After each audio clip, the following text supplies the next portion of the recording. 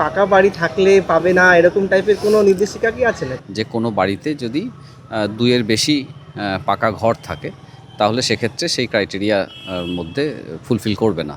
Sir আজকে তো 1 জুলাই এবং আজকের থেকে তো মুখ্যমন্ত্রী ঘোষণা অনুযায়ী অনেক মহিলার ব্যাংকের অ্যাকাউন্টে টাকা ঢুকে যাওয়ার কথা। তো রাজগঞ্জ ব্লকের পরিস্থিতি স্ট্যাটিস্টিক্সটা কি আছে? হ্যাঁ, আজকে খুব আনন্দের দিন। এর আগে 3 জুন আমাদের টাকা এখান থেকে ছাড়া হয়েছিল। 12,694 জন পেয়েছিলেন আমাদের এখানে প্রাথমিকভাবে। তারপরে মাননীয় মুখ্যমন্ত্রীর ঘোষণা মতো আবার আজকে টাকা ছাড়া হয়েছে। অল ওভার ওয়েস্ট বেঙ্গল প্রায় 1.3 crore। আর রাজগঞ্জ ব্লকের জন্য আমাদের 45,614 জনের টাকা আজকে রিলিজ হচ্ছে। রাত 12টার মধ্যে আশা করা যাচ্ছে যাদের এবিপিএস মানে আধার বেসড পেমেন্ট সিস্টেম আছে, অর্থাৎ আধারের সাথে লিঙ্ক করা রয়েছে, কেওয়াইসি করা আছে, তাদের অ্যাকাউন্টে 3,000 টাকা করে ঢুকে যাবে। এই প্রসেসটা চলছে এখনও।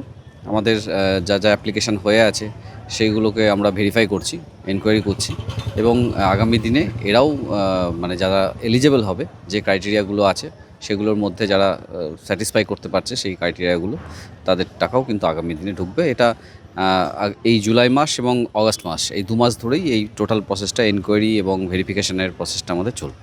সাধারণ ভাষায় মানে কি কি থাকলে পাওয়া যেতে পারে, কি কি থাকলে পাওয়া যেতে পারে না, এই যে এই বিষয়ে কিছু গাইডলাইন আছে, কিন্তু খুব অল্প কথায় বলতে গেলে সরকারি চাকুরে তার ফ্যামিলিতে পাবেন না কেউ। আর আমাদের যদি কেউ ট্যাক্স প্রদান করেন, ট্যাক্স দাতা যদি হন, ইনকাম ট্যাক্স, তাহলে সেক্ষেত্রেও তাদের ওখান মানে তিনি পাবেন না। যাদের নাম ভোটার তালিকা থেকে বিলুপ্ত হয়েছে তাদের মধ্যে যারা ট্রাইব্যুনালে আছেন তাদেরটা চালু থাকবে।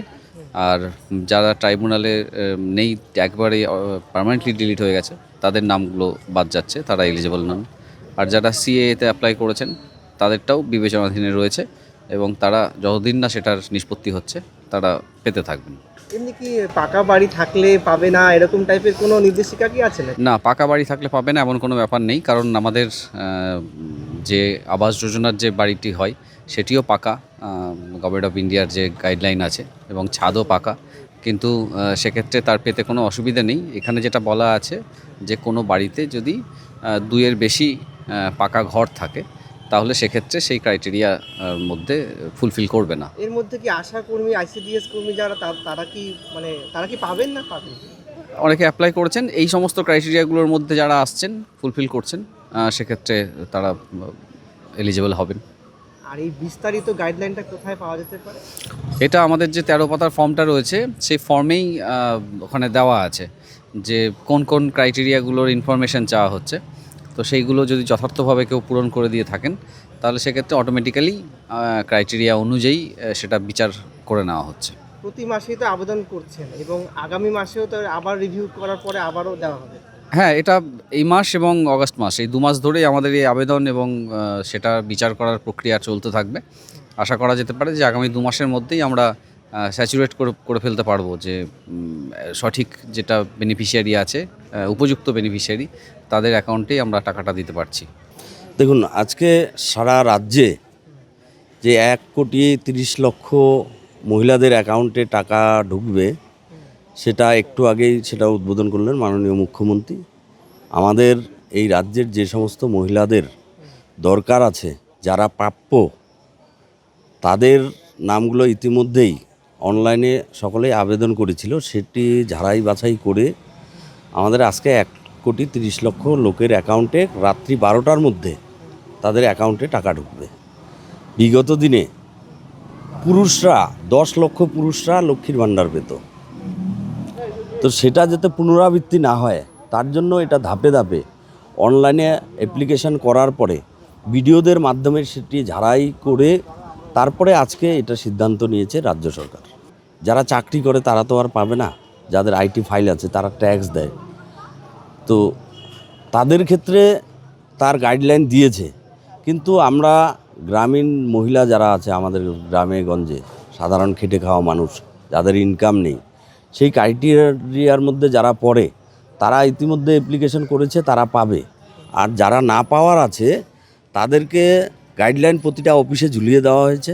এমনকি প্রত্যেকটা অঞ্চলে প্রত্যেকটা বিডিও অফিসে বলা হয়েছে কারা কারা পাবে না, সেটা দেওয়া আছে, অনলাইনেও দেওয়া আছে।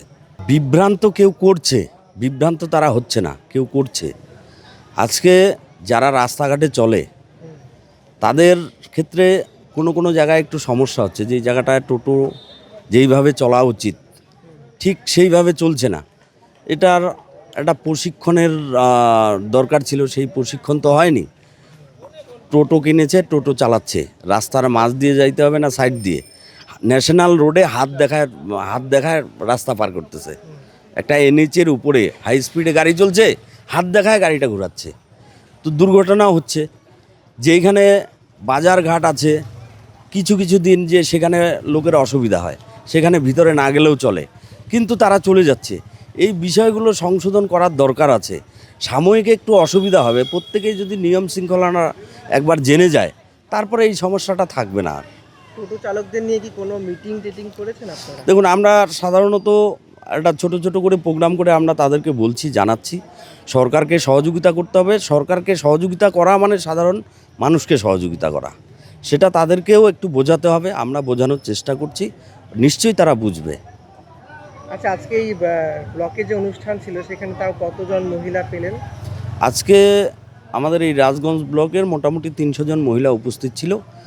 আমাদের এই রাজগঞ্জ ব্লকে প্রায় 45,700 অ্যাকাউন্টে অন্নপূর্ণা ভাণ্ডারের টাকা ঢুকবে।